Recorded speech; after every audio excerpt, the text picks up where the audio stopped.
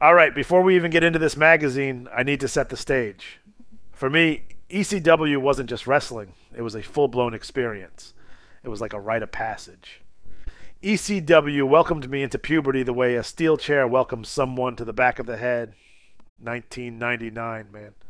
The whole era smells like menthol cigarettes and Old English 40 ounces. The air was thick with cigarette smoke, the sound of dial up internet, and Limp Bizkit's significant other playing from someone's busted Walkman. If you had a backyard wrestling phase, this magazine was basically your Bible.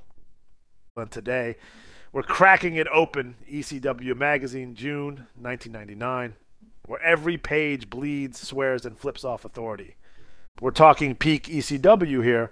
Paul Heyman's Outlaw Company was in its absolute prime, paying talent with bounce checks, defying the odds, and proving that Extreme Wrestling had a die-hard audience. This issue is loaded with some of the most insane talents of all time. Taz, Rob Van Dam, Sabu, Tommy Dreamer, the Dudley Boys, and one of the most underrated trash talkers in wrestling history, Shane Douglas. So let's crack open a cold one, light up an imaginary Newport, and go from the pages. Right off the bat, this cover is pure ECW, gritty, violent, and over the top. The franchise Shane Douglas, the most hated man in wrestling. RVD versus Jerry Lynn, the feud that will define the future of wrestling. The Dudley Boys, more hated than ever. Taz is the ECW's last true killer. And let me tell you, every single one of those stories is just as intense as you'd expect. So let's break it all down, one steel chair shot at a time. The franchise, Shane Douglas, most hated man in wrestling. Oh man, Shane Douglas in 1999 was nuclear level heat. This article is a full-blown feature on why Douglas was the biggest villain in ECW, and maybe all of wrestling at the time. Quick history lesson.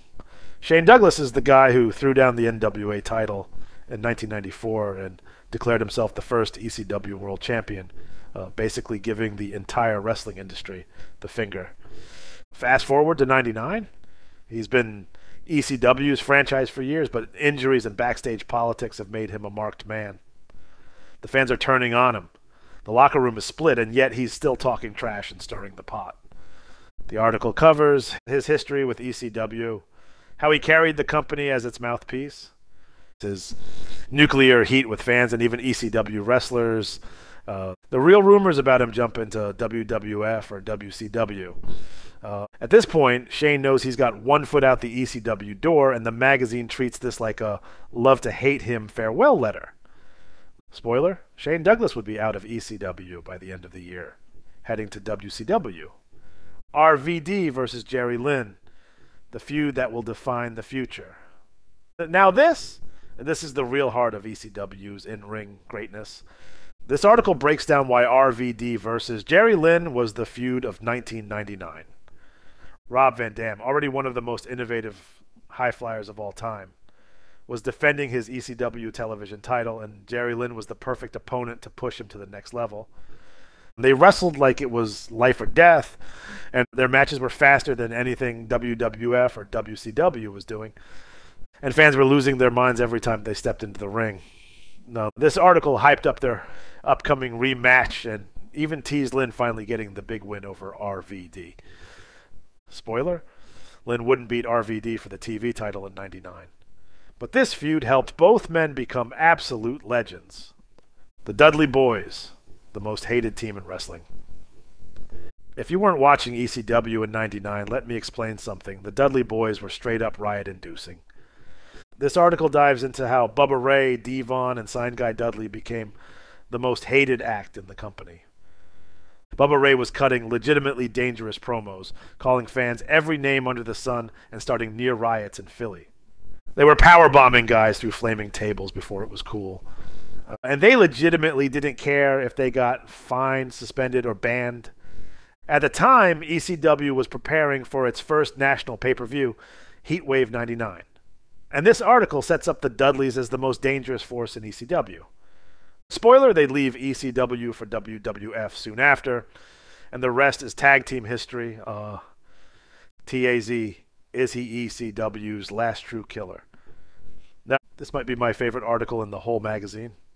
At this point in '99, Taz is still the ECW World Champion, and the magazine is treating him like a mythical figure. This article focuses on how Taz was carrying ECW's legitimacy as a dangerous shoot-style wrestler. Why Paul Heyman was banking the entire company on Taz looking unstoppable. And the growing rumors that Taz was heading to WWF soon. And let's be real, this was true. By the end of 1999, Taz was out the door, debuting at the 2000 Royal Rumble.